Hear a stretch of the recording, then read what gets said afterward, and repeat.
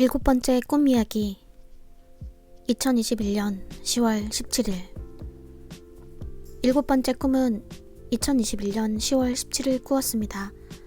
저는 수업을 마치고 집에 가던 길이었습니다. 내리막길을 내려갈 때 아래에 삼거리가 나타났습니다. 삼거리 한가운데에 큰 건물이 있었는데 건물이 통유리라서 사람들이 건물 안에 계시는 것이 환히 보였습니다. 건물 2층에 한국인 선교사님과 TV 조슈아 목사님이 같이 계신 것을 보았는데 보자마자 문득 목사님은 천국에 가 계신 게 아니라 살아 계시는구나 라고 생각했습니다. 옆에 사모님도 계셨고 제가 아는 많은 목사님의 제자들이 있었는데 모두 미소를 지으며 저에게 반가운 얼굴로 인사하였습니다. 건물 전광판에 그들의 마음으로 보내는 것처럼 제 이름이 뜨고 거기에 수고한다는 메시지가 적혀 있었습니다. 저는 빌딩이 있는 삼거리를 뒤로하고 계속 나아갔는데 길에 무슨 행사가 있었는지 사람들이 너무 많고 인파로 붐비고 있어서 거리를 빨리 지나갈 수 없었습니다. 곧 어떤 벌레를 보았고 벌레를 너무 싫어해서 꿈에서도 크게 혐오했던 것 같습니다.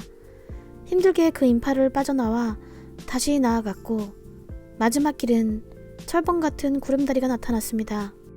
구름다리는 비닐로 덮여 있었고 아래가 고정되지 않아서 많이 흔들리고 있었습니다. 아슬아슬하게 한 칸씩 흔들리는 철봉을 조심조심 건너갔고 철봉이 두세 칸 정도가 남아 있었을 때 호련히 철봉 아래에서 두 손이 나타났습니다. 그 손은 제가 철봉에서 안전히 착지할 수 있게 저를 척 잡아주셨습니다. 저는 그것이 주님의 손이라는 것을 알았고 이제 드디어 집에 왔다고 생각했습니다. 꿈에서 본 것은 주님의 손뿐이었지만 저를 붙잡아 주실 때 너무 안심이 되어 기뻤습니다. 그런데 이 꿈을 깨자마자 휴대폰 메모장에 기록하고 수첩에 따로 적어두지 않은 탓에 하루가 지나고 이 꿈을 곧 잊어버렸습니다. 해가 바뀌는 연말과 연초에 무기력증이 왔고 여러 가지 눈에 보이는 현실과 그로 인한 부정적인 생각들이 들어와 계속 영적 전쟁을 하고 있었습니다. 그러다가 우연히 메모장을 보면서 몇 개월 만에 이 꿈이 기억이 났고 나나야 수고가 많다라는 전광판에 쓰인 글자로 갑자기 몇 달 만에 위로를 받게 되었습니다.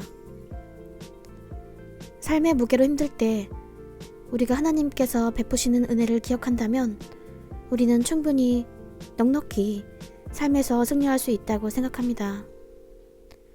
받은 은혜를 세어보라는 찬양이 나를 위한 찬양이라고 생각됩니다. 저의 번역 사역을 돕는 파트너님들에게도 하나님께서 주시는 동일한 은혜가 가득하시기를 기도합니다. 다음 회차부터는 저의 간증과 계시적 꿈 이야기를 말씀드리겠습니다.